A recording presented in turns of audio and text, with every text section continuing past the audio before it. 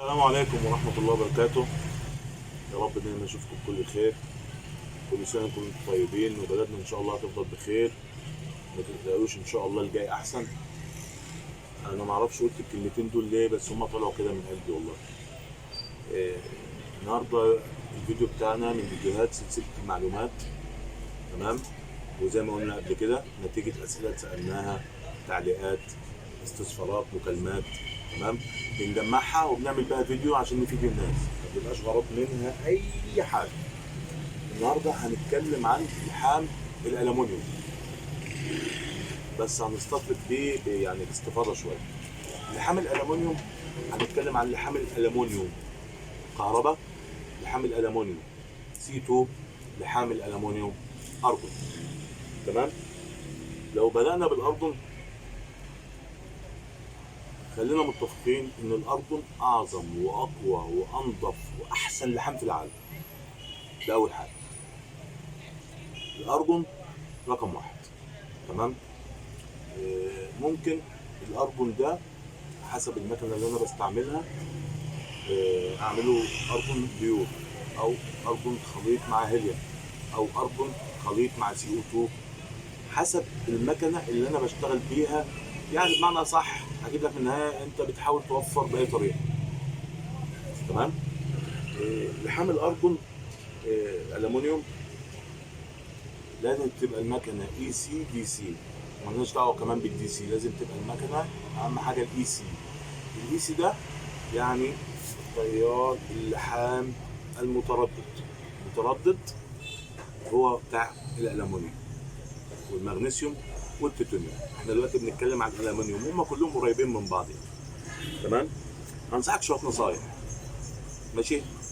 آه، مكنه يعني مثلا حضرتك بتشحن لحمات خفيفه، يبقى لازم المكنه تكون فيها بلز.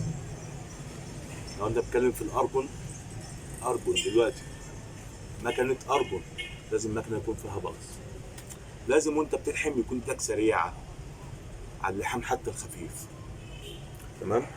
إيه، لو انت بتلحم سمك كبير مثلا زي وش سلندر، اول حاجه نظف ثم نظف ثم نظف بفرشه سلك ستانلس. تمام. عشان تشيل حاجه انت مش شايفها اسمها طبقه الاكسيد. طبقه الاكسيد دي بتعمل عازل للحام وانت ما بتبقاش شايفها حتى لو نظفت.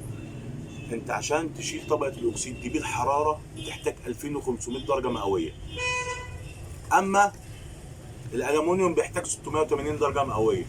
فاصبح دلوقتي انت حضرتك قاعد تسخن سخن، تمام، ومش شايف نتيجه.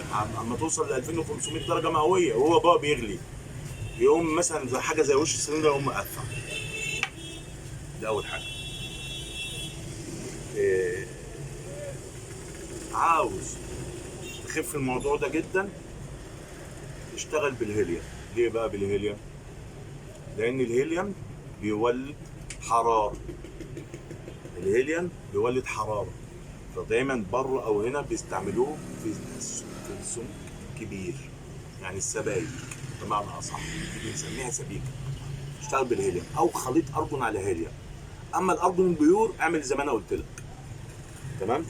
النقطه اللي بعد كده، هو الامونيوم عيبه حاجه واحده احنا مش عارفينها، عنده شراهه للاكسيد. يعني ايه عنده شراهه؟ يعني بتاكسد. يعني حضرتك ممكن تبقى منظف وتمام 100% وبتلحم اهو ماشي، عم توصل لنهايه اللحام يكون اتاكسد. خد بالكم من النقط دي يا جماعه. النظافه والنقط اللي انا بقولها دي هي كل حاجه في اللحام، مش المكنه بس. المكنه فيها خصائص ومميزات. تمام. خلينا متفقين. يعني ما اجيبش مكنه ارجون دي سي واقول الحم بها المونيوم. خلينا متفقين. لكن برضو اللي انا بقول دي اساسيات. تمام.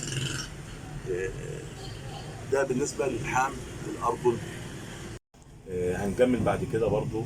هنتكلم بعد كده عن النقطه اللي بعد كده هي لحام الالومنيوم كهرباء. خلينا متفقين ان مفيش مكنه انفرتر هتديك لحام الالومنيوم كهرباء بنسبه 100%. انا هسميها يا عم، مش هقول وحشه، لا هسميها بنسب. تمام. وعشان تاخد حتى نسبه اعلى نسبه، المعلومه دي من اخوكم يعني، لو مكنه انفرتر كهرباء يقلب السالب مكان الموجب والموجب مكان السالب.